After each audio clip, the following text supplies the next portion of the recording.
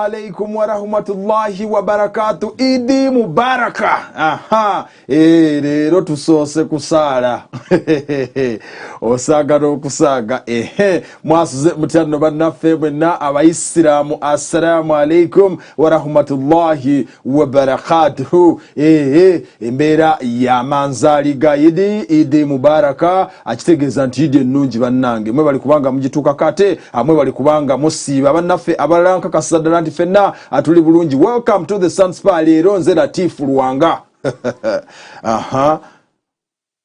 Mama chichi babidi wamanzi sigenda kyusa linnya lyange abanya gange leero nencha nerudi yenze babiri katabini nze ndaba bulungi nnyo yarayirango okubyaka polo mwasize muteba na Sun Spire nako olwaleero kasubire mwasize bulungi nnyo nyini ddala. It is Eid day for the Muslim fraternity era twagala okubeera nga tubayozayoza okubeera nga ekisiibo mukivuddemu ndowooza olaba kisone tubawaka music waka tumanya abasiramu muli waka mu masala netugamba katusoke tubooceyo ka music wetumalirizawo tubasabire sala era singambadde manyo saa mu Luwarabu leero tubadde tusamu Luwarabu muna eriyo oluusi njeerabira netandika na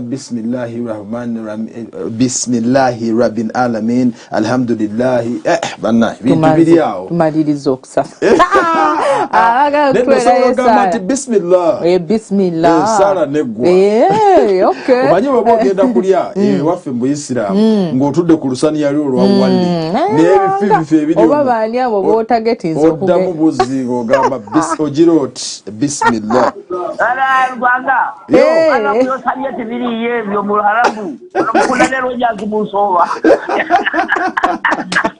lebe balanje gwe bale kutuka kuidi sabo kubazali gaidi gwe bale tuweleza popcha no balange mutuweleza bulungi kakadde yo tusabire mu Luwarabu mukundane saba mu Luwarabu balanje gwe bale kusiba laso senatwasira wa Abakatoliki n'Abasilamu na yikiro kyakwatagana mu kitabayo byafaayo bagambe twende kyatwale byakasa kati kikwatagana ko idi okukwatagana ne late period balenge pulu mukama watika kati mwe Abakatoliki teri kulya nnyama leero alero teri kugikombako nenga mulabye tusiiba gye twagala okutima kyolole ekisingo okunyumira kyosiibo awo n'okkiriza n'omanya nti mukama akwagala nyo banaye mwebale tuweereza kano kale naye katusabira abasiraamu tulye bulungi muceere gwabwe olwaleero naye ennyama tujja zijjamu tuzibaddize tukenda kulya omuceere guka nkundane tuweereyo saala naye saala nandigenda giba mukama w'ekisa ekirungi ayebale bukeerwa abanga tuwombeese mu linnya lya Yesu mukama waffe amen manange esala nivipi kinyangu tweyanze kale vanze mwebale tuweereza kale mukwano that man makes me happy webali nnyo webalire ddala ssebo yebale kwagala Sun Spire mazima akeerako buli kaseera anyway essala yiye emaze okubanga ekomekerezebwa mukundane agimaze bulungi agambye bagenda kugenda bali omuceere gwabwe bulungi n'Abasiraamu baleke kubalekayo ennyama mu bajja gisosola mu bajja giteka bali wali omuceere tebalire mu supu tayo dako olwaleero mutuvuga sipiidi naye by the way njagala okubategeeza nti ennaku zino ebifuba n'essenyiga bingi nnyo nyini ddala. If you can protect yourself osobola oyambala ne masiki n'okunywa ennyo amazzi warm water by the way not cold water warm water osobola okuba nga obulago obwozaayoza osobola okuba nga otambula bulungi. Kiki otugamba olunaku olwaleero naddala nga lwa Idi? Olunaku olwaleero njagala kubagamba ku Idi nti it's never people that disappoint us. It is merely our expectations of how they should have acted. Si bantu be batutuusaako embeera eyo kujja kigendako kiva mu ffe ababa basuubira nti abantu abo banjawulo era nga basuubira okuba nga bakola ate ekirungi kumbe bo ate mu ndowooza yaabwe n'enkola yaabwe y'ebintu tekiriimu wadde olunaku n'olumu era ne bakugamba truth be told we expect the same behavior that we ourselves would offer yet somehow other people never fail to disappoint you. It's not that hard. It's not that hard. Do to others how you yourself would like to be treated. So how come I treat others a way that I would never get treated? Nti, how do I treat others? Tebakulimba. Nti, damoso mewali. Wanoku don't be. Kandabe wane no ha. Tebakulimba nti abantu abo basobola okweyisa mu ngeri endala nga ggwe bwe weeyisa era bw'osuubira abantu nga ggwe bwe weeyisa gye bali naawe suubira nti oba oli awo tosuubira nti naye bwe batyo balina okuyisa oyinza okuba nga weeyisa bulungi nga gwe kyekikula kyo naye nga bo ate si munnaye bwe batyo bwe baakuzibwa ate nga bo empisa yaabwe endala kakati bw'obanga ggwe omuntu omutreatinga to get back the same treatment kiyinza okukaluubiriza munnange how you see things is not how other people see ebintu si bwe biri munnange so olwekyo tubeere nga tweteerayo omwoyo nga tukkiriza nti atwakula njawulo omanye ekisinga okusesa abantu abasinga what breaks most people these days tukola olw'okuba nga twagala we get the same energy Ushegede nti ranga when bank wade this kind of energy I should expect the same energy from you. Why madde nsaba mpole yawe emitwalo 2 kali munaye tewali buzibu nojimuwa kati nawe ne lutuuko olulo nti owaye madde nsaba ombe ya 2 yawe lwaki tonyamba emitwalo 15 Lwanga akasente nga kazibu okimanyi okyamanja n'okumanya abirigo ge wampa luli and you end up getting disappointed nonga nenza buli kaseera nze mpa tebampa notukanukowa nenteekateekayo eri mukama bwetu bwebeina okuba nti bw'oyina kuwa kyova olaba ffeno mu busiraamu tugamba nti zakatul fitri oyina okugifiirako okitegedde zakatul fitri eyo gy'olaba nnungi eyambira ddala eri abo abeesobola riziki nze mu busiraamu manyi riziki yokka kubanga olaba owa zakatul fitri oba ofuddeyo eri abalala tofaayo oba bo tebawaddeeyo gwewaayo eri ono ne gye bayita wakufu ebintu by'obusiraamu ojja biyiga mpolampola no mama wange yali mukyala musiraamu teyakubulira ku zakatul fitri ne wakufu yabiŋŋamba okuwaayo naddala kati olunaku olwaleero lwa Idi nkubiriza bannange abasiraamu geti muzigule batyano bagamba mu bisiibo babagambye mu kisibo how you've been treating others is the same way you should geti zino muzigule abantu tuyingire buyingizi manyi olunaku olweggulo twabadde mu yubosaawo nga batuwa alipoota gye bayise orphans and other vulnerable children monograph volume eyokuna ne batulaga abaana abatalinaako bazadde abaana abatalinaako mbeera gye babeeramu aba vulnerable abo bali eyo ensi yabakuba covid ne waliwo omwami bamwita Chef Godwin omumanyi Chef Godwin waliwo lwafumba emmere n'agamba it is free day buli ayagala ajja ali emmere kati omusiraamu kyembadde ngamba nti mugulewo geeti abantu bano bajje musembere nabo mulimu nabo ku lusaniya I have a friend who is going to do that agenda kulya ne ba orphans Chadi Ahmed yagambye nnyo olunaku olwaleero lwa Idi ne ba orphans kira nange nina mukwano gwange buli we yafumbanga ngagamba bannange emmere yonna yammwe yasobola genda leero badde yagala balina bangi eyo banniize goloza bagambe nze abaaya sigirina nedda password abaaya tubaye n'essalaamu wenjitodde assalamu alaikum warahmatullahi wabarakatu waalaikum ssalamu warahmatullahi wabarakatu leero tuli basiraamu baddiya naye katutandike anyway geti muzigulewo abantu bajjinjagala okwebaza mmwe ababadde basiibulula bannammwe wabula gwasiibiddeko munno otawaanidde bwereere ekyokumusibulula okoze bulungi ekyokuyambako abataliiko buyambi ne basiibulukuka amwebale nnyo Haji Ali Kasirye Mulyanyama oyo MP Makinde East abadde asibulula abasiraamu ate era yatalaaza emizikiti ng'agenda agiwa Hajati Namyalo kati eno ne poliisi yaziwadde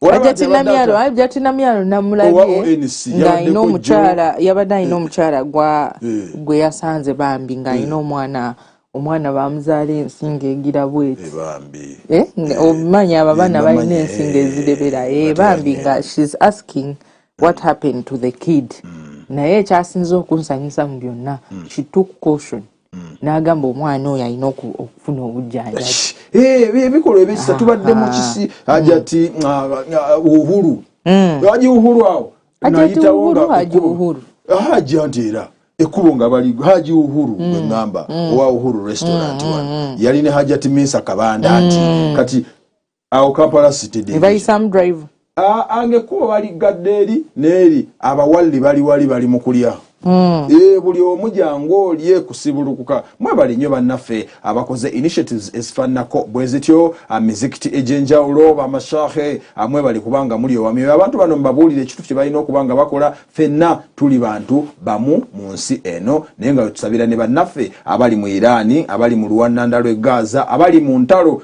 ezibafudde batasobola kubanga ate abamalako bifaanana ate nga bwe bitu tutandika sana katutandike Spire bwe tutyo lunaku olwaleero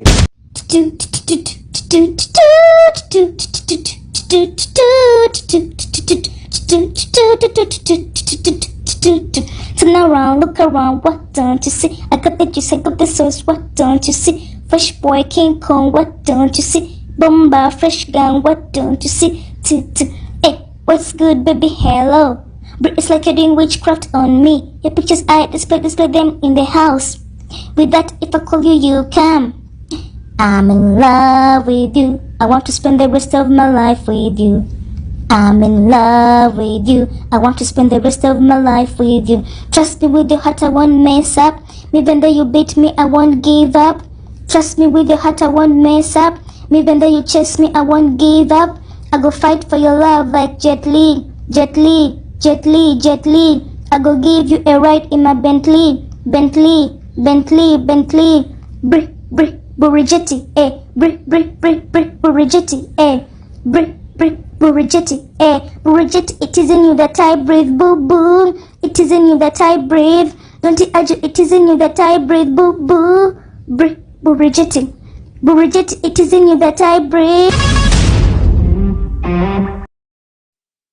Boo boo. Omanya akantu akasinga ng'okozesa mu luyimba olwo bubu Buligita Bridget Fiki Fameka naye njagala kumutumirako nga bamuyita Bridget anti naye musiraamu Bridget naye musiraamu tumwagaliza iri ennungi nina mikwano gyange bangi Mariam Kamege erinnya liri awo libonyaabonya Kanga basyamu mbayina nina Mariam Kagemulo Idi Mubaraka Semital Hamid Haji Idi Mubaraka anyawo omulala mikwano gwange mukanso y'emakinde mwenna abasiraamu Islam Killer Show yes wali Mahadi yakuba ujuze simu omutemi w'ennyama Idi Mubaraka nze nina Saidi Shadli Saidi nina Shadi Ahmed Baganda nina Asma ina mukwano gwange w'ennaasa nabamuyita Asma tabanga yeye oli mwana muto tasobola ba mukwano oli mukwano gwange nina Asma nina Hajati yani mama mbera waliwo family eyamwami muwonge abo batuyita ne tulya emmere paka kuwulira bubi Idi Mubaraka abo bonna twagala okubagaliza Idi enungi ne mama wange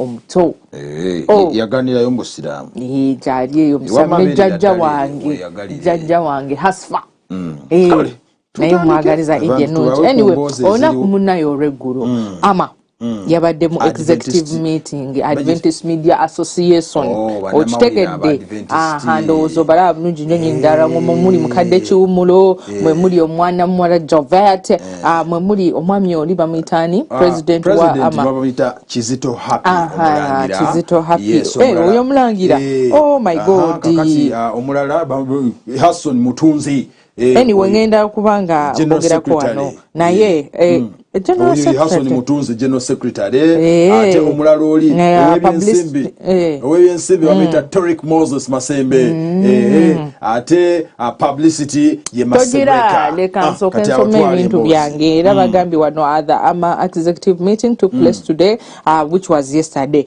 focusing on planning the inauguration ceremony for newly elected members on April 11th 2026 era ke highlights ezabadde mu meeting zino mwabadde mu drafted budget for the event logistics lists of journalists and the dignitaries to invite were discussed. Prominent journalists received awards for excellence were identified. The publicity secretary presented strategies for AMA's expansion, including collaboration with Adventist World Radio, AWR President Pastor Emmanuel Ogwao to engage AWR's over 10 radio stations nationwide. Pastor Ogwal attended a monthly media fellowship event was proposed to unite journalists, foster networking, and discuss industry challenges. The executive approved the strategic plan and appointed 4 member committees to steer the media fellowship. Eranga bino byawandikidwa omwami Masereka Joshua. Irani Bagamba, the president of the Adventist Media Association, His Excellency Chizito Fred Happy, led an introductory meeting with Pastor Emmanuel Ogwal, the Adventist World Radio Regional President for Africa. The meeting centered on AMA's plan to expand nationwide through collaboration with AWR, aiming to engage staff from all radio stations. Additionally, AMA introduced the AMA Media Fellowship set to launch in May. Kino ekitongole ky'aba Adventist. Naye ndowooza bakkiriza ne bannamawulire abalala tujoyininga. Ekitongole ky'abannamawulire Adventist abakola ku buli media house gy'omanyi Adventist Media Association.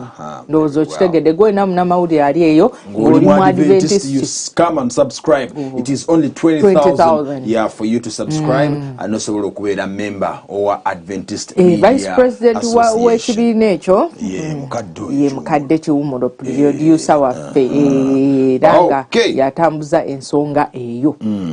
Okay, ate bwe tuvaako awo olunaku olw'eggulo wali ku Kampala City Council Authority ku City Hall wabadde omukolo gw'okukomekerezebwa enteekateeka ebaddewo etambudde wiiki ennamba emanyiddwa nga Dear Drop Everything and Read. Mu nteekateeka eno abakulu mu kitongole babadde bakyalira amasomero ag'enjawulo agali mu Kampala City Council. Mu kibuga kino Kampala amasomero gano agawerako ddala 79 era nga babadde bagendayo nga bakola enteekateeka eno ey'okuyigiriza abaana n'okubaagazisa embeera eno ey'okubanga basoma era mu kino ababadde basoma obutabo obw'enjawulo ng'abakulu ababasomera mutwala wako omukulu Lord Mayor yaliko ku ssomero erya Kitate Primary School bagendako ku Nakaso Primary School n'amasomero gonna ageetoolodde ekibuga Kampala. So ate olunaku olw'eggulo Robert Kaichi omukungu okuva mu KCCA yalambuludde omulamwa ogubadde ogwa wiiki eno n'akubiriza abantu okwettanira okusoma awamu n'abaana baabwe. Ate ye Charles Magnot nga director of Education and Social Services mu KCCA yakinoganyizza nti okusoma kintu kikulu nnyo era akiyamba nnyo abayizi mu kusoma kwabwe n'okutegeera ensi nga bwetambula. Yenno Ssenkulu wa Kampala City Council Authority yasabye abaana wamu n'abazadde okwettanira okusoma lwakuba kiri kintu kya nkizo nnyo nnyini ddala okulaba nga bwe beenyigira mu nteekateeka eno ey'okusoma bingi nnyo bye basobola okuzuula. Kino nno kibadde kikolebwa okuddiza ku bantu abamu. Abaana bano baweereddwa ebirabo eby'enjawulo nga mwabaddemu obutabo n'ebirabo ebirala ebibasiima nga n'aba Kampala City Council abeenyigidde mu nteekateeka eno nabo basobodde okuba nga bawangirira nga Directorate of Internal Audit ye yasobodde okuba nga ewangula bannaabwe mu nteekateeka eno. Katulabe embeera eno nga bwe yatambudde wali ku City Hall. And the Director of Education and Social Services and our host today, other directors present, deputy directors, all staff of KCCA, our dear teachers, development partners present, children and teachers, distinguished participants, ladies and gentlemen, good evening. Did you all read? Did you all read?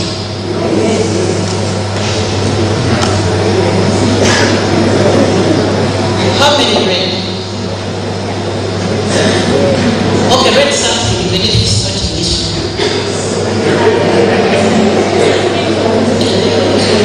Okay, thank you. Today we gather to celebrate the climax of the Dear Week. We've already been told that Dear stands for drop everything and read. This is not just a ceremony, but it is a call to action. It is a reminder to families, children, communities that reading must become a daily habit. Because reading is the foundation of knowledge, and knowledge is the foundation of hope. This year's theme, as you may have already been told, relates to creating hope through reading. And to us, this is very timely. It reminds us that every book opened is a door to an opportunity, and that every child who reads is a citizen prepared to shape the future of Kampala and Uganda at large. At KCCA, we chose to expand here into a long-term program, Maximize Impact. You are aware we have 79 schools. We are conducting the year activities alongside other KCCA activities. So one day was not going to be enough for us. We decided to have it a full week. Throughout the week, we are able to engage in activities and dialogues that strengthen the reading culture in Kampala. We in KCCA developed a mentorship program where we attached every senior management team member from ED, deputy ED, directors, deputy directors, and managers, our 79 primary schools.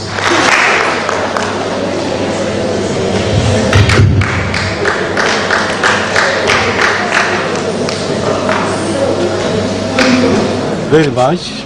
My name is Charles Maginot. I am the Director of Education and Social Services at KCCA. As you are all aware, globally we celebrate Drop Everything and Read, which is in brief Dear Week celebrations. This is a global campaign. It's a national campaign that we do every year as a country, and as KCCA we do not just celebrate a day, we have dedicated an entire week.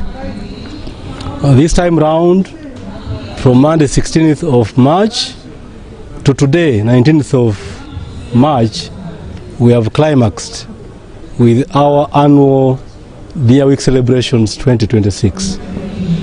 As KCCA, this is a very important campaign because, as per the theme of this year, creating hope through reading is a very important campaign and message to not only schools and children, but also to our society and communities around the city and Uganda. We believe reading and literacy is a powerful tool. As you've heard from the reading sessions we've had as a directorate and in the various schools, which we started with the Lord Mayor, His Worship the Lord Mayor on 17th, and the Executive Director at Nakasero Primary School, and many other schools where reading sessions have been taking place, and the directorates who have amplified the message about the power of reading, the power of books, the power of the reading culture. Ne bassebo mwenna abatuwuliriza, olwaleero nno lubadde lunaku lukulu mu Kampala Capital City Authority nga tufundikira ebikujjuko byaffe ebyo okwongera okuyigiriza bannakampala okwongera okwagala okusoma ebitabo. Mu ekyo tuluubirira nti buli muntu mu Kampala asaana abeere mugunjufu. Obugunjufu ffe tukkiriza nti buva mu kubanga omuntu asobola okwesomera. Bwe kaba kapande nga bagambye nti wano toyita mu muddo, era omuddo ogwo n'otaguyitamu. Kubanga bwe tulaba mu Kampala buli ewali omuddo wafaanana bulungi. Bwe waba nti batugamba nti ati tusaasaanya bukyafu mu kibuga, bwe tuba nga tusobola kusoma era obubaka obwo tetusobola kubutuukiriza. Kakati wiiki eno namba okuva nga 16 omwezi ogwokusatu okutuuka olwaleero 19 tubadde tukola ebintu ebyenjawulo, naye ng'omulamwa gwaffe tugamba nti bannaaye buli omu teeka ebbali kyonna ky'okola osome. Era nga mu lufuutifuuti ekikujjuko kino yo kyatuumibwa drop everything and read. Naye nga twongera okukubiriza abantu baffe bonna mu Kampala nti bannaaye okusoma kukulu. Ate okusoma kuno kukulu eri abakulu n'abato. Kubanga abakulu bwe tutaasome n'abato situjja baagazisa kusoma. Ate nga tukakasa nti abato bano yes we wali ekinyusi eky'amaanyi ng'Abaganda bwe baagera nti emiti emito gye giggumiza ekibira. So twagala ffe ng'abazadde twongere okukubiriza abaana baffe okwongera okwagala okusoma nga tubagoberera bye basoma. Naffe ng'abazadde tutwale obudde tusome batulabireko.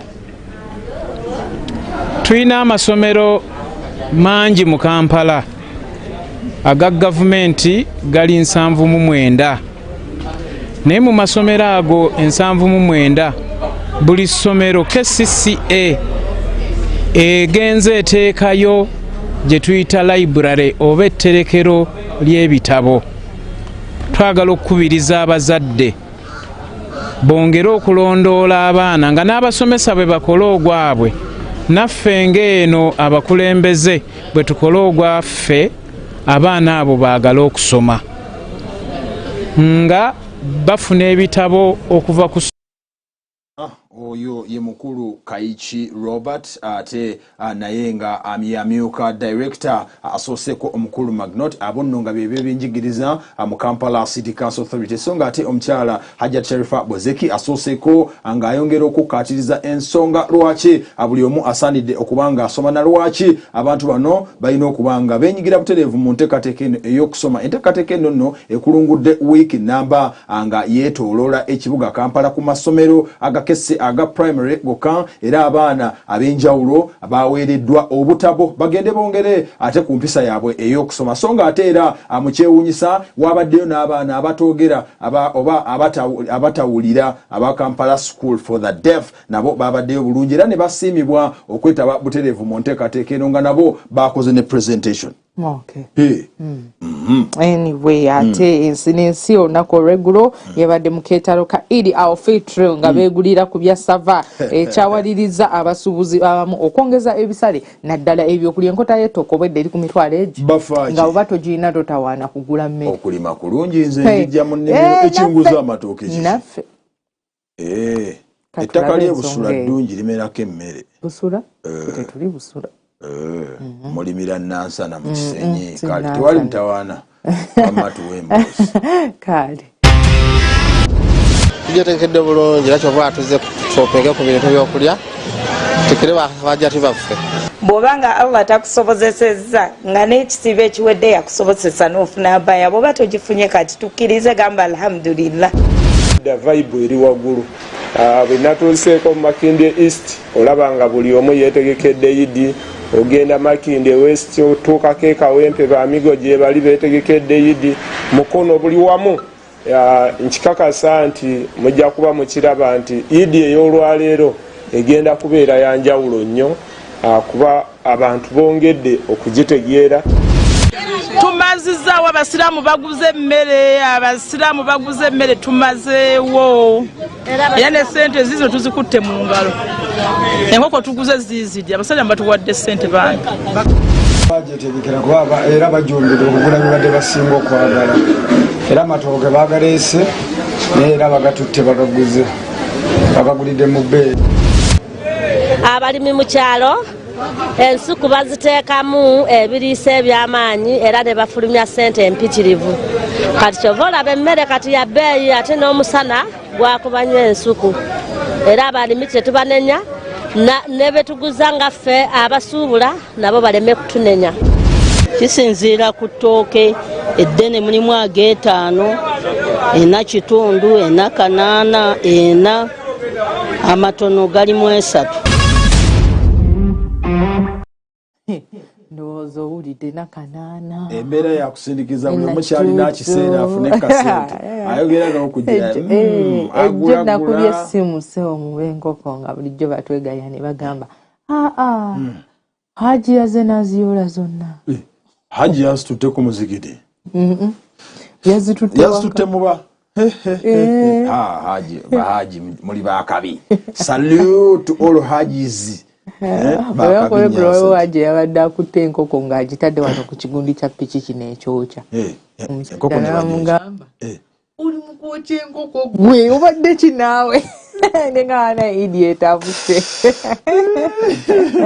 Anyway mu mbeera yemu akikakasiddwa nti abaana bamulekwa abe bakyasinze okuzaala nga tebannaba kwetuuka ng'entabwe eva kubanga abangi bukubo ate baliiko mwasirizi. Bino byonna byanogeddwako ate mu alipoota eyaleeteddwa olunaku olw'eggulu okuva mu kitongole ekivunaanyizibwa ku bibalo mu Uganda ekya Wubos wali ku Statistics House olunaku olw'eggulu nga bakulembeddwamu omukulu abatwala omukulu Executive Director Chris Mukiza. Abo batu ne bata alipoota ekwata kuba mulekwa n'abaana abalala abali mu mbeera bwezito emanyiddwa nga Orphans and Other Vulnerable Children's Monograph volume eyokuna. Era muno abategeeza nti okusinziira ku kitongole kino ekivunaanyizibwa ku bibalo Ubos Uganda erina bamulekwa obukadde 2 kumpi mu emitwalo 9 wabula 2.1% ku bamulekwa bano abe bazaala nga tebannaba kwetuuka so nga ate abalina abazadde baabwe bonna nga ne bazaala ate bo bali obutundu 4.2.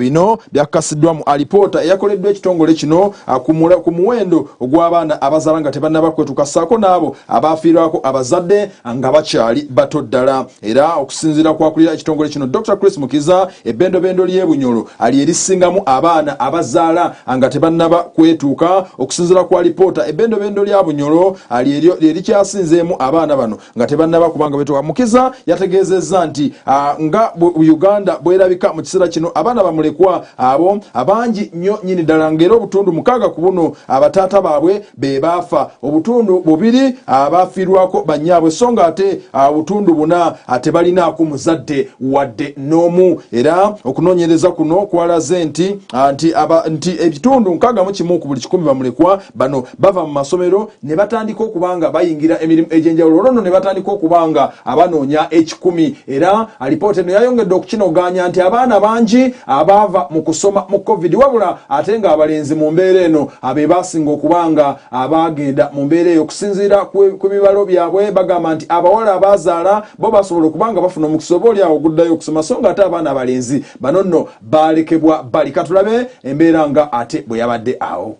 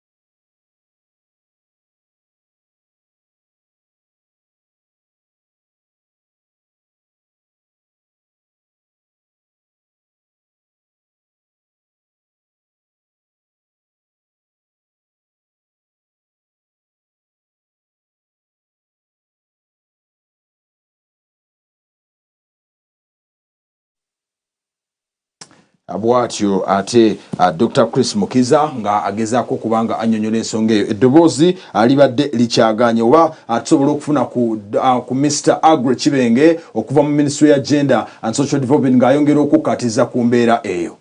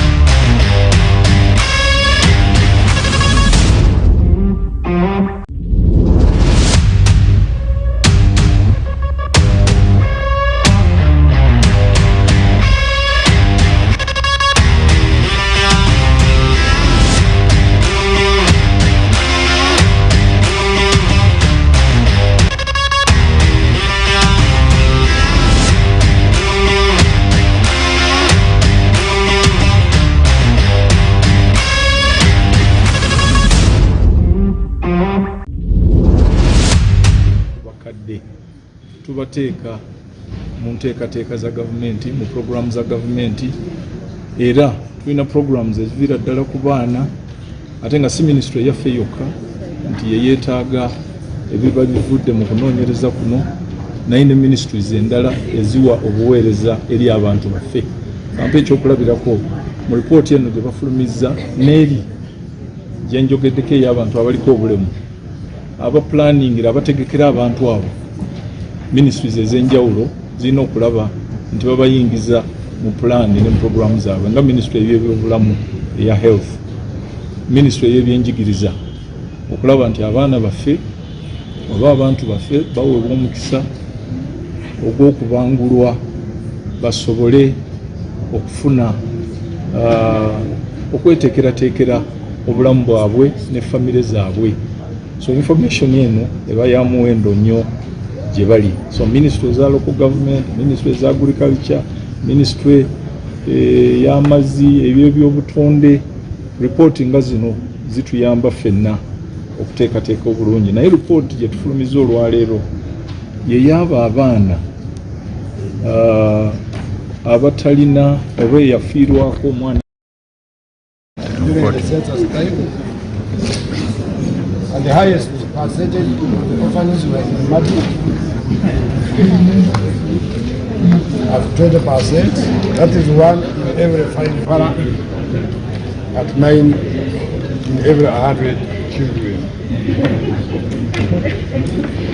We also have seen from the report that 3 in every 10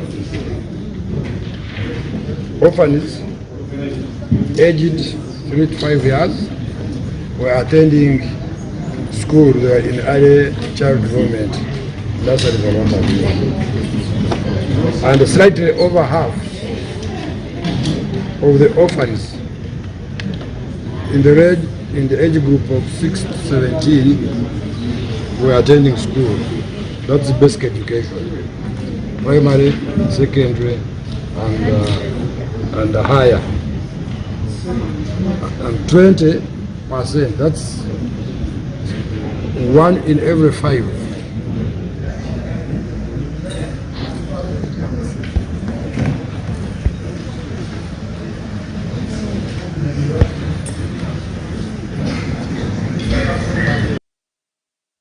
Abakulu okuva mu kitongole ekya UBOS olunaku olw'eggulo nga bata alipoota ekwata ate ku baana abali awo abataliiko bazadde so nga ate n'abo abataliiko mwasirizi abagenze mu maaso n'okubanga abeenyigira mu bikolwa eby'okuzaala nga tebannaba kubanga ate bwetuuka omuwandiisi omukulu mu ministry y'ekikula ky'abantu yoyo gwolabye abadde ayogera Oluganda Agre Kibenge ategeeza nti alipoota eno nga bwe ziri ez'omugaso ennyo eri government era nga zibayambako nnyo okubanga abateekateekera ddala bulungi nnyo era bwatu Kibenge alaze obwennyamivu olw'omuwendo gw'abaana abazaala nga tebannaba kwetuuka era n'alaga obwetaavu obw'okubaako ekikolebwa kino nno kisobole okubanga kibaawo kyokka nno wabudde nti omwana omulenzi alina okufiibwako mu ngeri ey'enjawulo kubanga bw'atafiibwako ne bafa ku mwana omuwala yeka olwo nno eggwanga abwere yeyongeredde okubanga ate lyonooneka. Yes, era nga tukyali ku nsonga y'abaana bagamba nti omuwendo gw'abaana abasuulibwa gweyongedde wabula abalabirira abaana mu nsambya Babies Home bagamba nti ensonga eno eva ku ntabwe yakubeera nga abaana bano babakebeza DNA ensangi zino era katulabe emboozi eyo. Wani? Rika Jok. Mami yani? Nakafema. Ani? Nakafema. Ate taata? Osbat. Osbat. Ate ddala? Tolimanyi. Babeerawo? Waka? Ekyalo bakita like bayitawo bati? Kampala. Jango noni njagala kubeera naawe. Oyagala kunona ddi? Kumakya. Era tugezaako nnyo okulaba nga bakendeera kubanga bwe bakendeerera bwe bati nga baleeta abalala kubaana kati ssaawa eno baba batukubirako poliisi egenda netukubira bannaye mujje munono yoono mujje munono ono tetulina naffe bwe tubeera naye wano ku poliisi kuba poliisi tewaliwo accommodation y'abaana nga wano we tuli nti Babies Home kebeera okulabira ddala oba omwana wuwo basiwo ebintu bino bigenda nnyo mu maaso mu nnaku zino so nedda tebyaliwo ndowooza era abasinga bangi bayinza n'obba bali eyo nga si be babazaala n'obbaza nga nakyo kireeseemu obuzibu nti nno omuntu bambi agenda n'abeera awantu ngalowooza babazadde bo babiki naye kati embeera etabuseemu ndowooza kyenja okugamba oli n'agamba kanneekakase ddala ndabire ddala ndowooza oba babeera tebabafaanana simanyi nange naye nga gwenda okulaba bwe bakebera balaba nga omuntu siwwe ate naye abatasobola kukola ki kubeera naye kati batulina okulaba nga ate tuyamba n'abo abali ebweru abatalinaako muntu abayamba nga balekeddwawo poliisi ebayambe naye bajja webajje ate terina webateeka kale olaba nga bandibadde nti abali mu kitongole tebalwamu bavaamu mangu n'okusaba abantu ab'omutima omulungi tubasaba mwenna nga bulijjo we mutukwatirako mu charity walk ne outside charity walk mutukwatirako era mwongere okutudduukirira wetwogerera wano tulina omujjuzo gw'abaana ng'omwana asookera ddala tulina omwana gwe bayita Kawusala Kirabo omwana ono yava Kawanda omwaka oguwedde omwana omulala tumuyita Kirabo Valeria ng'omwana ono yalekebwa ku St Andrew Kagwa Kigoowa Ntinda naye omwana omulala Lukundo Rose omwana ono ku nnaku z'omwezi nga 31 December yasangibwa ku bitala bya Apollo Kagwa tulinayo omwana omulala Ojoko Ricky ng'omwana ono yava mu zooni y'e Kawempe mu kitundu kye bayita Tula omwana omulala Mulungi Paulo eddala yayita ddadi ng'omwana ono yalekebwa mu kikuubo tulina omwana omulala Muwanguzi Elijah ng'omwana ono yalekebwa Amasajja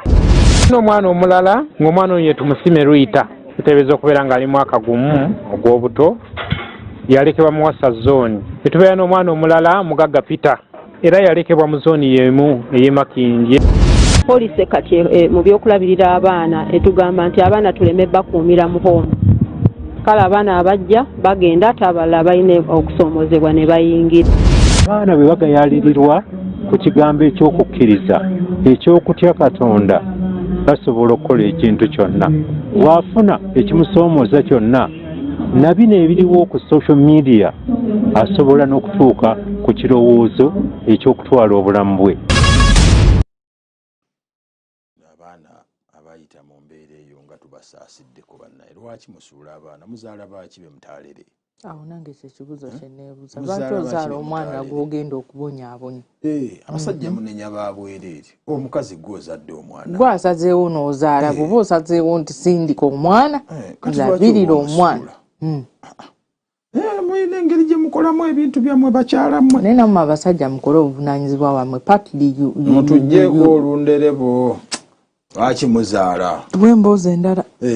President Museveni naye bw'atyo ate ayiseeko mu katale ke kato okubasaasira olw'embeera ey'omuliro eyabatuuseeko, era bw'atyo n'abakubagiza n'abagamba nti obuyambi bwe abugenda kubanga ate butuuka olwaleero ku Idi. Ono nno yakiikirirwa omukulu Ssaavanga, ono nno ye muwabuzi bwe ku nsonga eza Buganda. Katulabe bwe kyabadde mu katale ak'ekatwe.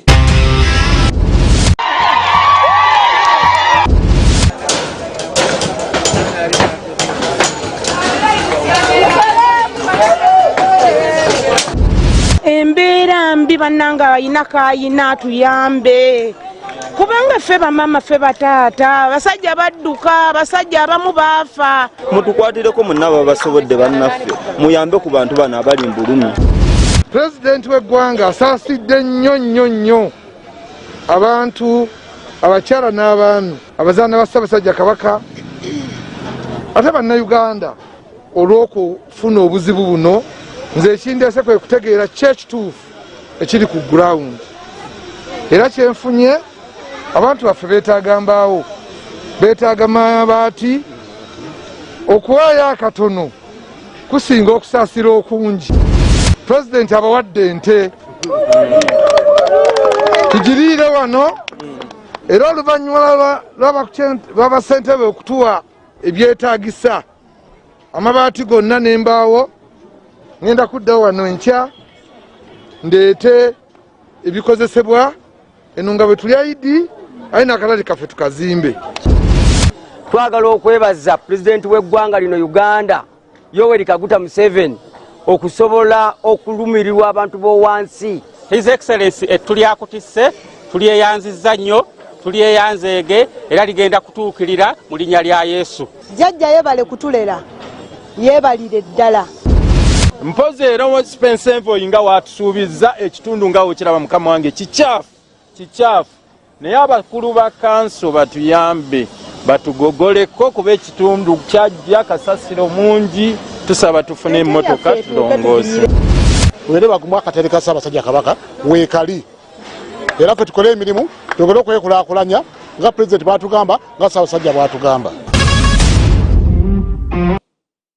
Ye embeera yabadde mu katale ak'ekatwe nga special presidential envoy ku nsonga za Buganda Sava agenze okubanga ate abalabako ate era tewerabira nti ne Ssaabasajja Kabaka yawubako olubulu lw'ekigere mu katale ako kennyini. Jjukira akatale ako ate akali mikono gya gavumenti ya Ssaabasajja Kabaka era nga ekitongole kye ekya Rexba kyekifaayo okubanga kirabira akatale kano. Bawanjaze olw'obukyafu obujjuddeyo era ekitongole kya KCCA ne kikubirizibwa okugenda kuba kibayambeko kibajjeko kasasiro oyo nno ate baleme kugenda kulwala ndwadde nga bakyali mu kukaaba olw'omuliro ate ogwasaanyaawo emmaali yaabwe. Yes, ate twagala okubebazawo okubeerako nga mutulaba okuva gye twatandikidde okutuuka wano olunaku lwaleero. Twabagambye leero olunaku lwa Idi eri bannaffe abasiraamu oba the Muslim fraternity, era nga twagala okubagaliriza Idi ennungi olunaku olwaleero. Naye don't drink and drive. Kuyidi? Sigamba basiramu. Remember these other people who are helping the Muslims to celebrate. Remember today is a public holiday. Do not drink and drive.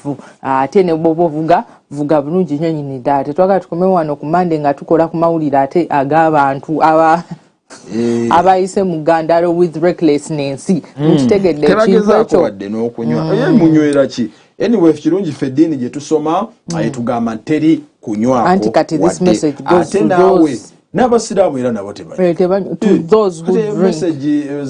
Ejjatuuka bali abatannatuuka.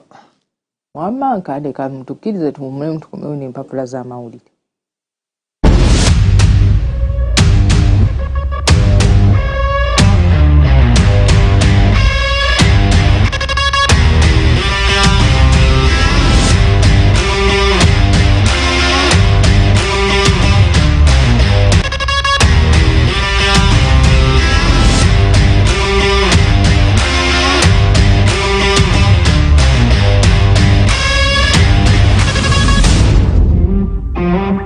Introducing Midland Junior School, Chira, Blindo, Wakiso District. Midland Junior School, my mother and mentor, a wonderful school in the city center.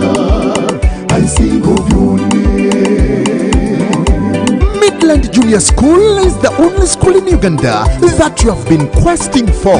It's a mixed day and boarding with a nursery section and daycare center as well. Music, dance and drama, swimming, computer, farming and many more. Look and see a wonderful environment. Our teachers are well trained and qualified. Our school fees is affordable. At Midland Junior School, we also have vocational skilling programs.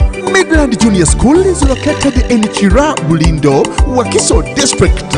And for more information, call 0776 98 88 723 or 0758 96 94 11.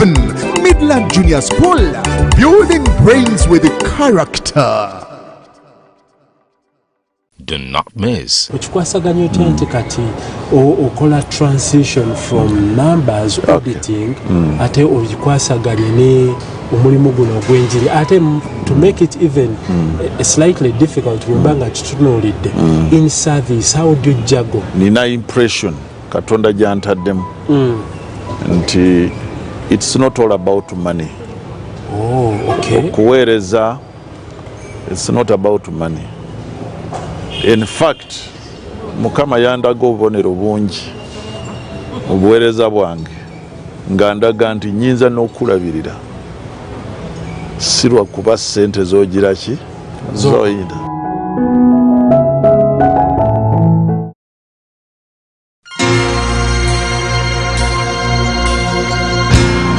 On the island of Lake Victoria, life follows the fishing season. In Kalangala district, families relocate when the fish migrate. When families move, children move. And when children move, education becomes unstable. Kati abalina obusobozi okuwaayo ebisale ate abaana baabwe babasomosa ne babatwala mu Kampala. Kakati ne twesanga nga tuli mu kattu ak'okubeera n'essomero naye ate terituukanye bulungi na mutindo nti abo abalina obusobozi tebatwala baana kubasomosa kubatwala babaleke wano ate nga tetulinaawo bisulo. Kakati ne twesanga mu kattu. Potential interrupted, not for lack of ability, but for lack of permanence. Uganda's population is over 75% youth. In geographically isolated districts like Kalangala, infrastructure directly impacts educational continuity. A dormitory reduces dropout. A permanent classroom increases structured learning time. This is impact you can measure. Dear professionals, when you take a good look behind me, this is a dormitory for the children of this school. You can have a very good look at it. We are the lake shores of Lake Victoria, but you can imagine having such a dormitory. Professionals, I'm calling upon all of you to come on board so that we can do something about this school.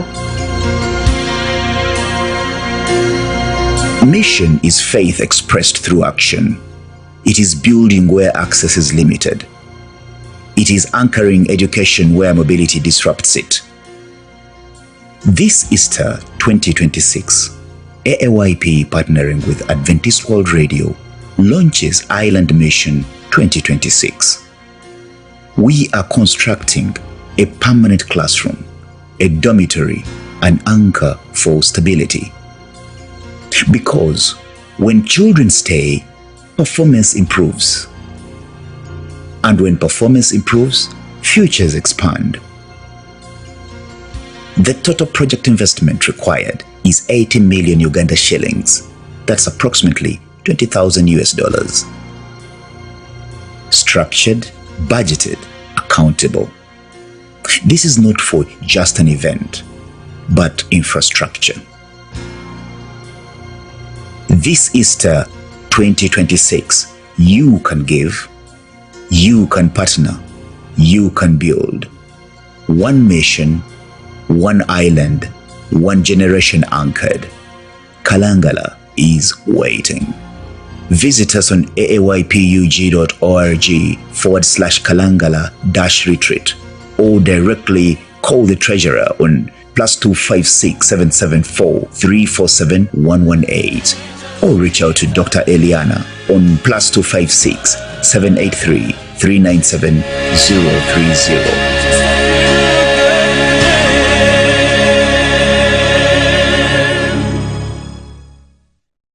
Do not miss. Alright, on program ya the Amazing Heroes tuchende ko wana ate ku primark. Ngawa tudigida.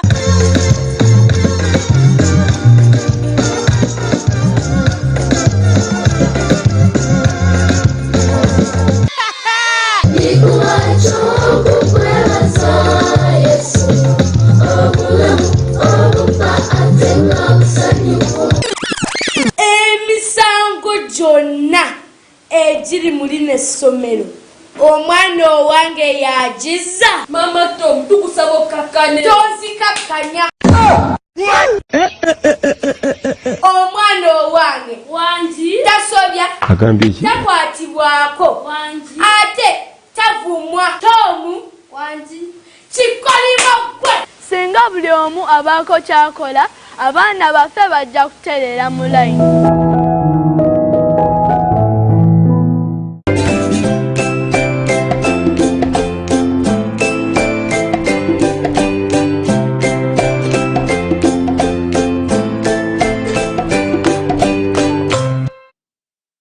Back to you with the papers. I start with the Daily Monitor. In the Daily Monitor, they have started with the report that I was giving you from WOBOS, deprived children or deprived childhood early burden.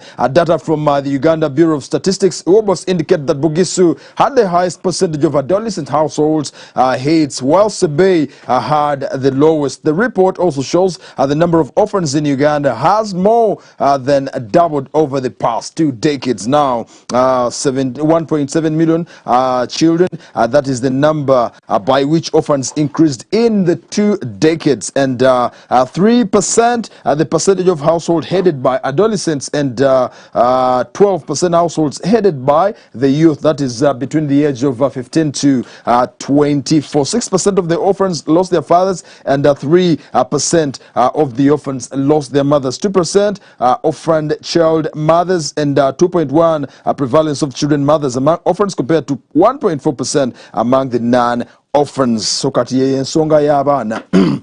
Humility is what defined Senyonjo.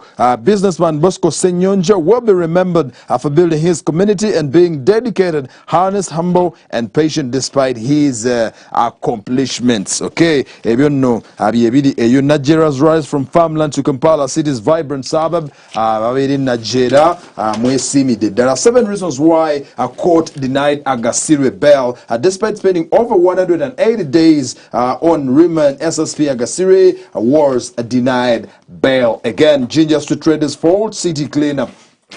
Simba Mativu wa Dakatono, Songa te Parliament sets dates for Iyala by elections. 2 Ugandan members of Iyala joined the Home Parliament, leaving a vacancy at the Region 1 now. So, contrary to the assertion of the Speaker of Parliament, who had only written to the Secretary General of the ruling party to nominate candidates, the Clerk to Parliament, Adolf Mwesje Kasaija, said any political organization represented in Parliament may nominate candidates for the position if such duly qualify for this SAM. Okay, now Uganda Law Society decries Nigeria's lawyer humiliation. Okay, you'll have to read and get to know what they're saying. 12% of the household heads are the children and youth. That is the UN report. And now NGOs in the light, in a tight corner as government squeezes bank accounts. The state has recently stepped up its campaign against CSOs it accuses of serving foreign interests, and Uganda courts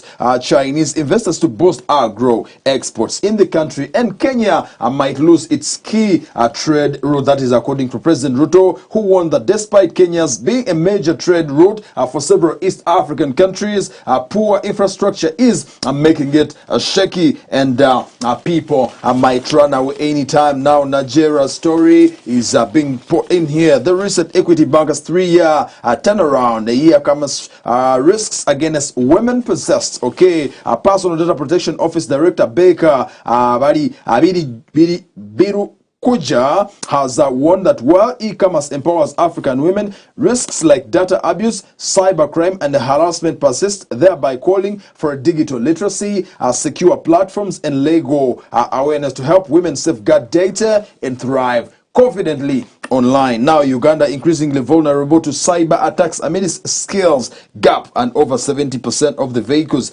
uninsured in Uganda. That is offshore investors rather bond market. Njagala kumaliriza lupapula luno why Africa is not the world's climate solution. Martha Gatichubekale aina byagamba awo kakati okuvaako ebweru w'eggwanga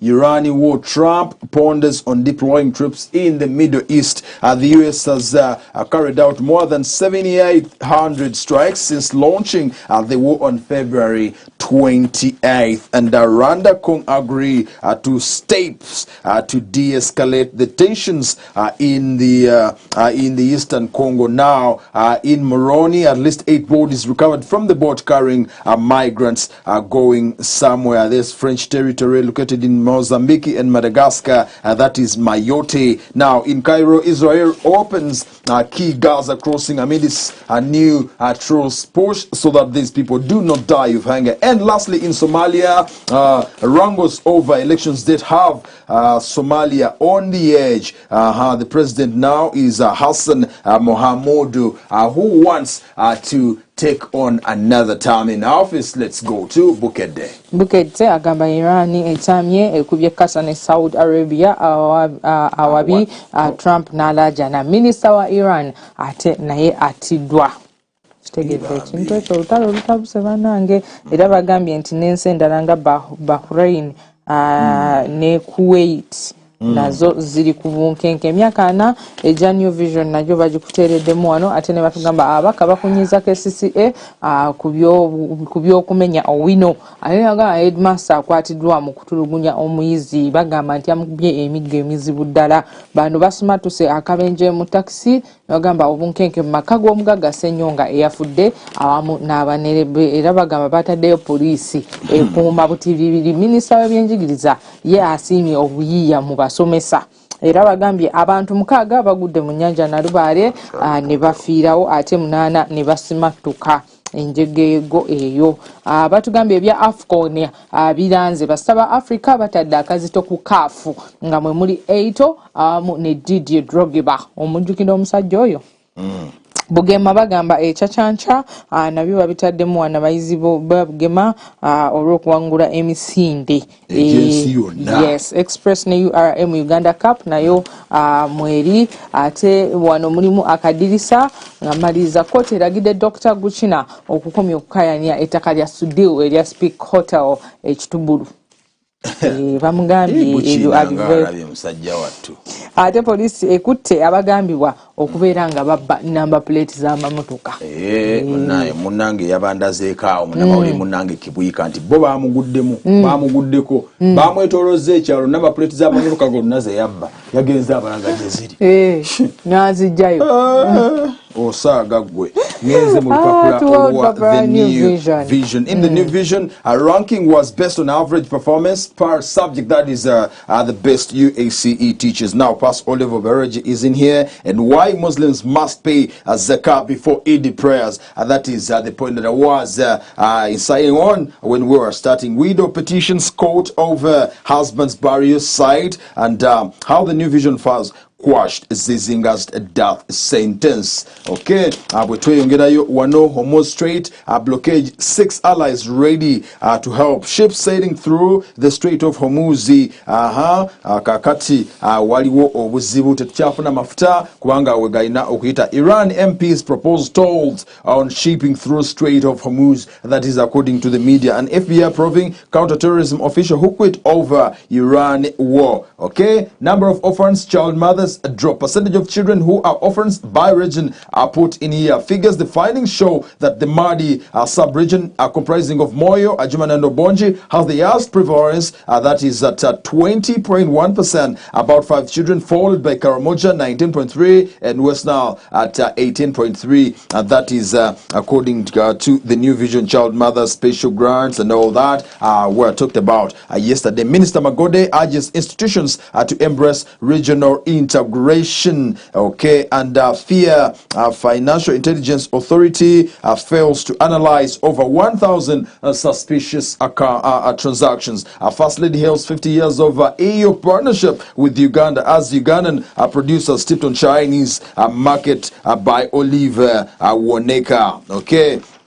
Teachers behind top 2025 UAC performers also here. MPs DPP opposed proposal to designate magisterial areas, and that is Norbert Mao in Parliament trying to emphasize on that point as schools are urged on government programs to embrace them very well. Court dismisses Dr. Guchina's land claims against Tudeo Pereira as judges sum up Nandutu Mabati case for races. Okay, abambi omchalo oyo. Over 24% of Ugandans can access best sanitation. That is according to Hajat Sharifa Bozeki. What's your businessman kidnapped Chivinyo, and government releases shillings 64.4 billion to resettle Bududa Kitezi disaster victims. Now, High Court halted burial of Masaka tycoon and his 2 children. And okay, when we continue in here, Khartoum's war, the case for talks to talk.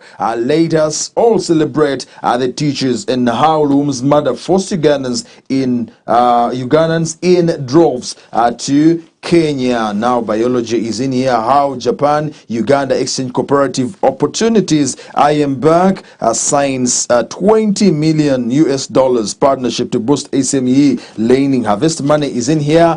Oil seed farming, reshaping rural livelihood, and the 4-acre model presidential farms agriculture priority enterprises for wealth creation, accordingly to Yoweri Kaguta Museveni with his 4-acre model. Ebyobulimi researchers unveil climate resilience seed at the Expo and agribusiness education for sustainable agriculture value chain and addition. Why Muslims must pay their zakah. Ensonga ojja kubanga ogitegera bulungi baginnyonnyodde. Ismaili Muslims donate food to Kampala residents, and Lottery Ntinda sets up free healthcare services in Nakaseke. Fishing communities decry hardships in retrieving bodies of drowned victims in Kasese. Maliriza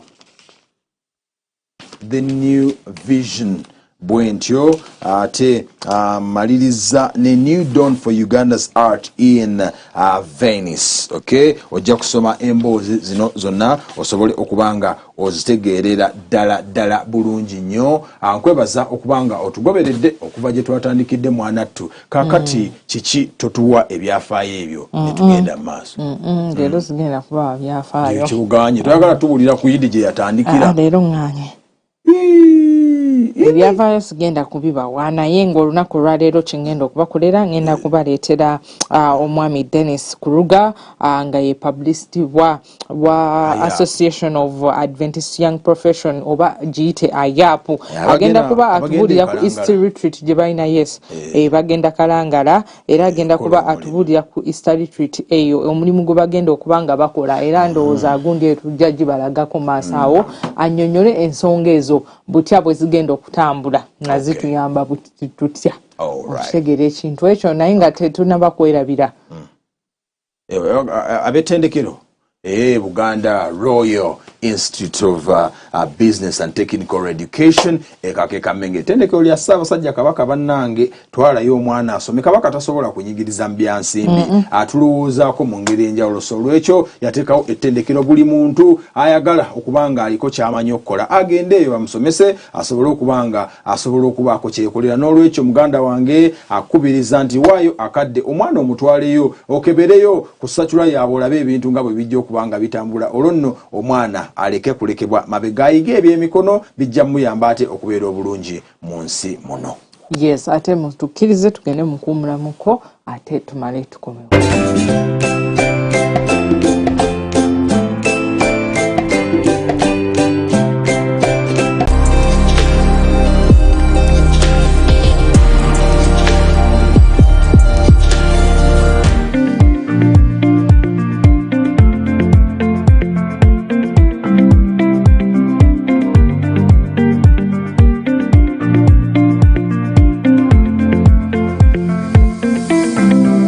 Dr. Nachintu Elena, and I'm the president for the Association of Adventist Professionals in Uganda. So we usually have retreat and mission every year. This year specifically, starting 21st of March, we are going for an evangelistic campaign in Kalangala on the islands. So this is an opportunity to preach the gospel for all professionals out there. We'll have 2 weeks of preaching the gospel, and then we'll end with baptism. We are having a construction. We are refurbishing SDA Nursery and Primary School Victorious, which is in Molabana community. So we are going to construct a dormitory for them and also refurbish the nursery section. Dear professionals, when you take a good look behind me, this is the dormitory for the children of this school. You can have a very good look at it. We are the lake shores of Lake Victoria, but you can imagine having such a dormitory. Professionals, I'm calling upon all of you to come on board so that we can do something about this school. After the 2 weeks of evangelistic campaign, we are going to start constructing. So this is a call for any professional who is out there, who is in formation, who loves the gospel, who wants to invest in the kingdom of heaven. This is a great opportunity. Please send anything that you can in kind and in cash. Send your contributions. Our target is 80 million for the evangelistic campaign, but also for the construction. Please, we call upon you for the sake of the kingdom of God. We are ready to receive your contributions and your finances on the mobile money numbers that you're seeing below. God bless you as you get ready to support Mission in Kalangala 2026 for Adventist professionals in Uganda. Okay, we'll come back from that short break. Ndowooza ensonga ey'omugirabye eya Kalangala egenda okubeera eya ayapu era nga olunaku olwaleero tukyazizza omugenyi waffe publicity wa ayapu omwami Dennis Kruger ng'agenda ba atubuulira ku nsonga eyo nga bwegenda okutambula. Okusooka tugenda kuba ne evangelist campaign and school mission project gye tugenda okutandikirako ng'etandika olunaku olw'enkya ate tumale tugende mu Easter retreat. Okitegera ekintu ekyo naye kansooke mbanjulire omwami ono yeeyogereko mu bigambo bitono ddala ate tumale tweyongereyo. Nice to meet you, Mr. Dennis Kruger. We are glad to have you too. Viewers, Dennis Wugisha Kruger, AAYP Communication and Publicity Director. We are grateful to Hope Channel for the great evangelism you're doing. Okay. And as Adventist Association, we are very, very glad to have this morning the privilege to share with the viewers about what we have in the kitchen as far as their engagement is concerned. Okay, omwami ono munaye eriffe oluzungu abasoma obutonotono agambye nti musanyufu okubeera nga azze wano okubeera nga agabanako naffe ensonga zino entonotono eza ayapu zegenda okubeera nga etutuusaako omwezi guno n'omwezi ogujja si kyekyo.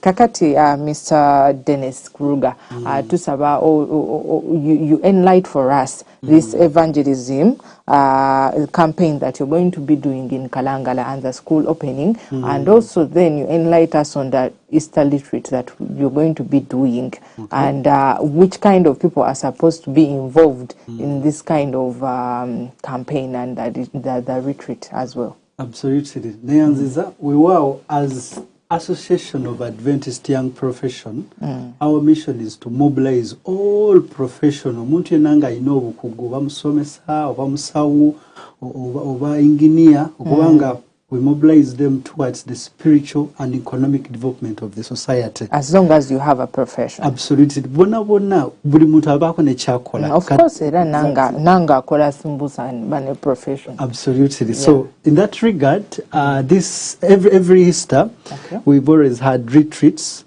But these retreats have mission embedded in them. Like we mobilize professionals, we go and do mission for the Lord Jesus Christ. Then at the end of the mission, Adventist professions also try to refresh and connect together. So like you said, this Easter, we have a very great mission we are doing in Kalangala. Okay. In a place called Mulabana community. We are going to do two things. One mission, but of course having two impacts. Mulimo evangelism, tugenda kubanga tuwulira. Absolutely. Tugenda kubanga tuwulira injiri. Era twebaza omuweereza wa Katonda Musumba Pastor Orono Stephen Tabo. Orono is going to absolutely ye stewardship and development director wa West Buganda Field. Yagenda kubeera omwogezi omukulu eri mu mission etandika 21st enkya tugenda kubeera n'okusinza okwawamu ne community absolutely tugenda ba n'okusinza okwawamu eri abantu be Kalangala eri mu kitundu kyekugambye mulabana. Kati nga tuyita mu evangelism bintu bingi tugenda bikola ne medical camp okubanga tutuukira abali mu bwetaavu nga tuyita mu bujjanjabi. Kati kyonna kigenda kubeerawo mu weeks 2 okuba 21st paka 3rd ndowooza olaba mulimu n'obwetaavu obuliwo. Absolutely. I've seen you having a target of 80 million. So this 80 million, is it going to be doing the services that you're going to be doing there and the facilities, or there are also other things you're going to be doing? Wow, kati mbadde ngamba target yonna eri 80 million naye nga we kugambye mission ina impact bidi. Kisookera ddala evangelism byonna byendambise wali. Then ekyokubiri tugenda kubanga tuzimba classroom ne dormitory awali essomero bayita SDA Victorious Nursery and Primary School. Bambiri essomero lyokka erya Adventist eriri Kalangala ewe waawe era abatulaba mumanyi mulimu mungi oguli mu kusomesa nzo ayogera nammwe era gwe mundabako nafuna enjiri eno okuyita mu kusoma exactly nayeyo nakaseke SDA Primary School waffe twali bakatoliki nayo waawo Mukama nakola omulimu gw'amaanyi nenfuna ekitangaala kati amasomero gabeera n'amaanyi gabeera n'omulimu gw'amaanyi exactly so tugenda kubeera ne evangelism. Part of the 80 million, some portion, about 50, will go to evangelism. There's a lot of activities there, like I enlightened. Then the 30M will be channeled to building the school and then the dormitory. If you've been watching the videos, you must have seen my president promote and other leaders exactly showing us the state of the children at SDA Victorious Nursery Primary School. So I believe now you get the picture. 80 million, nenga mulimo evangelism, mulimo the construction of the dormitory and the school classroom. So how are we collecting this 80 million? How are we collecting money? Viewers, era kuno njagala kutwala okusaba mwena abatuuliriza obwetaavu bukyali bw'amaanyi. Sente zino zibadde ziyita muwanika waffe nga AYP mwami wamukadde Jimmy Muhindo exactly kanamba njakabanka kogerako wewao kali 0774 347 118 so kati the official contact yita mobilization that is where you send your mobile money exactly but as we speak right now we are not doing well my call is to all professionals okubanga bogira guno omulimo guno you can give us cash you can also give us the physical items like I said part of evangelism twetaga Bible twetaga hymn books you can see twetaga scholastic njigiriza ya Bible ebyo byonna tubyetaaga otuyambako mu evangelism ng'ogyeko ekyo tulina n'obwetaavu bwa building materials so kati exactly gobeera professional nga byotunda Mukama waffe akukubiriza okubanga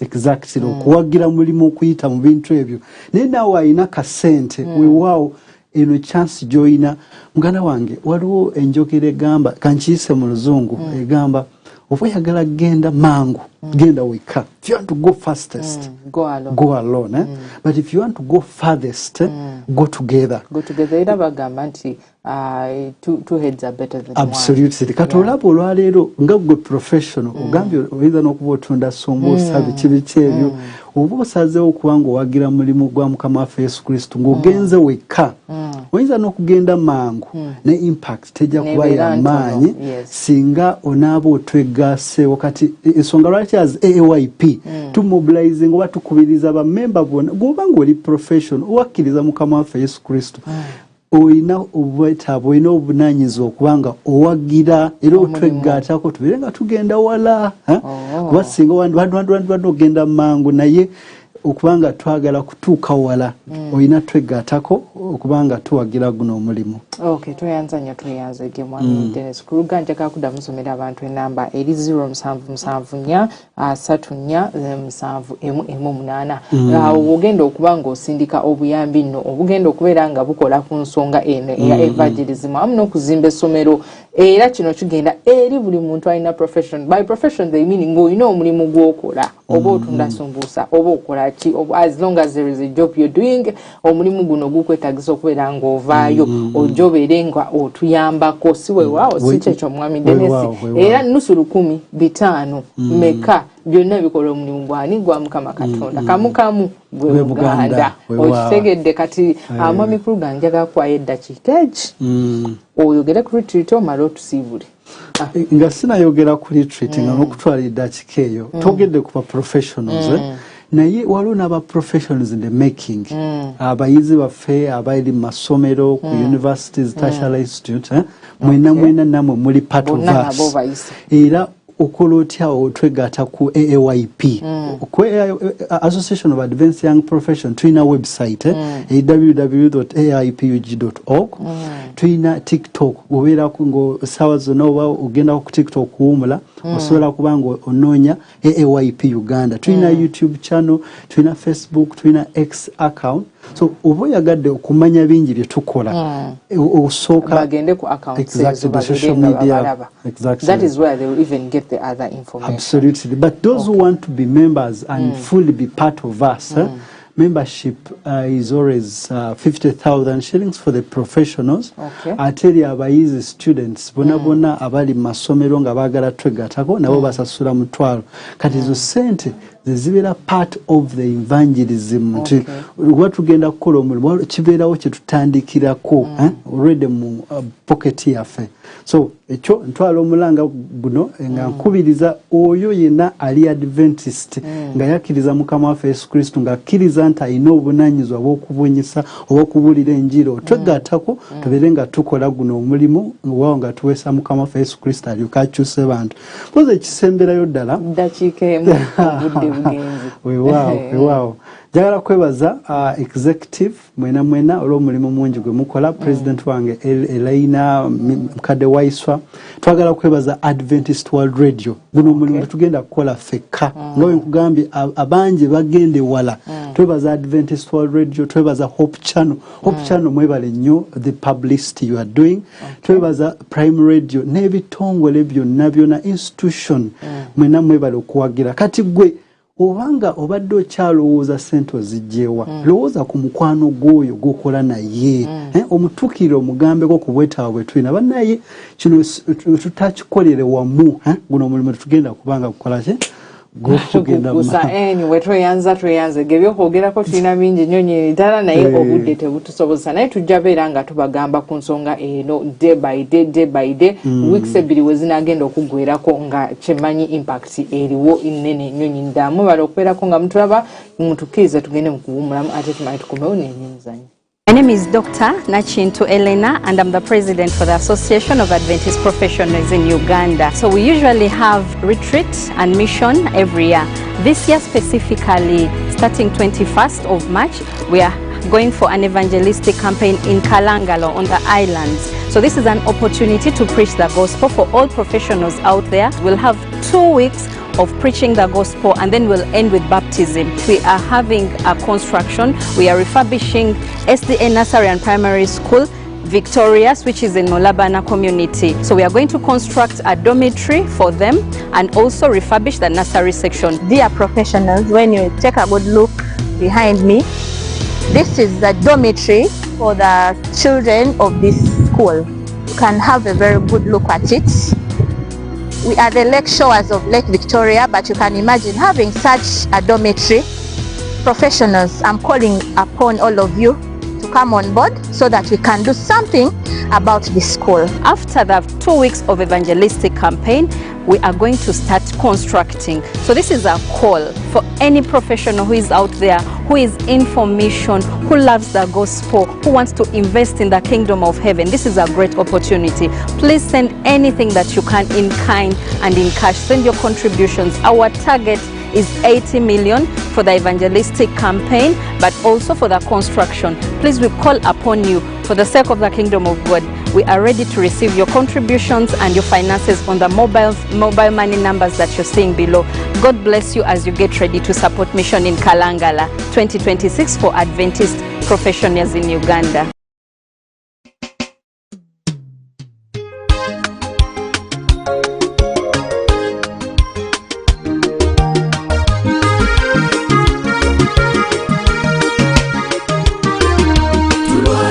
Kutuka musi elesubize yetulubirira abakkiriza Katonda omulabe Setaani kakole ffe tulina okuwangula kubanga Yesu akulembedde yawangula onyanjoko katulembera oluyimba katulina ennanga za Katonda nga tuwangudde labalabo tulitambulirako olwo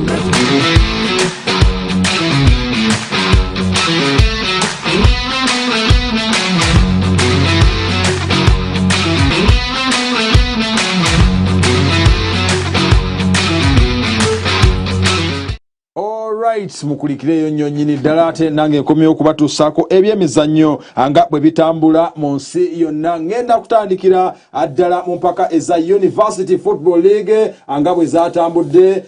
Makerere University yakiguddeko, Ndejje University yamukubye goals 2 ku goal emusonga ate ne 10 yakubye King Caesar University. So Kampala University, YMCA Mutesa One University, Uganda Matters University, Bugema Slough and Ndejje abeba big boys abeyongeddeyo awali mu maaso kubanga enteekateeka ebibinja bibatambulidde ddala bo bulungi oluvannyuma lw'okubanga empiira gyabwe egisinga ku egyo abasobodde okubanga bagiwangula. Enteekateeka kigambibwa n'obugambibwa anti abakulu ekikopo kya AFCON mu baakitutte magi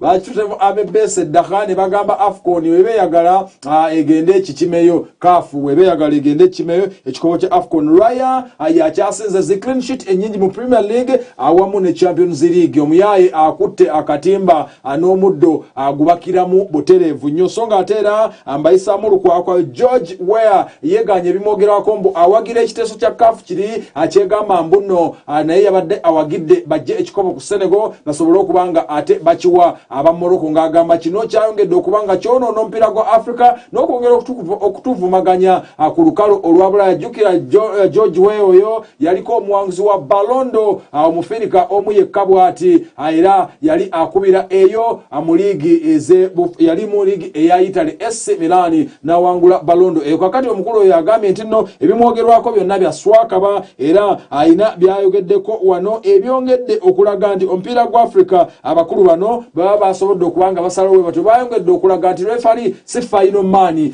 mu nteekateeka eno ate nga amateeka agafuga omupiira gagamba nti ref bw'aba asazeewo teri kiyinza kubanga kiddibwamu. Premier League olunaku olwaleero ku ssaawa 5 Manchester United yesookawo egenda kubanga erina Bournemouth songa ate olw'enkya Liverpool bagenda kubanga batunka ne club eya Brighton songa ate Fulham abagenda kubanga baina Burnley era nabo balunaku luwancha Premier League ate era Fulham baina Burnley, Manchester City baina Crystal Palace abagenda okubanga abasamba no ogotegujja kubayo ate nga Everton egenda kubanga etuka ne Chelsea. Man City lwakyo mpira gwayo gujiddwayo alwansonga nti bagenda kubanga batunka ne club ya Arsenal kunaku lwa Sunday mu mpaka eza Carabao Finals ate abwe batyo bagenda okubanga babeera Leeds ina Brentford, Newcastle Sunderland, Aston Villa bagenda kubanga batuka ne West Ham songa ate Tottenham Hotspurs bagenda kubanga balina tiimu eya Nottingham Forest. Okay, a Premier League abwati wagenda okubanga abeera abwentyo byesobodde okubanga mbatuusaako olwakadde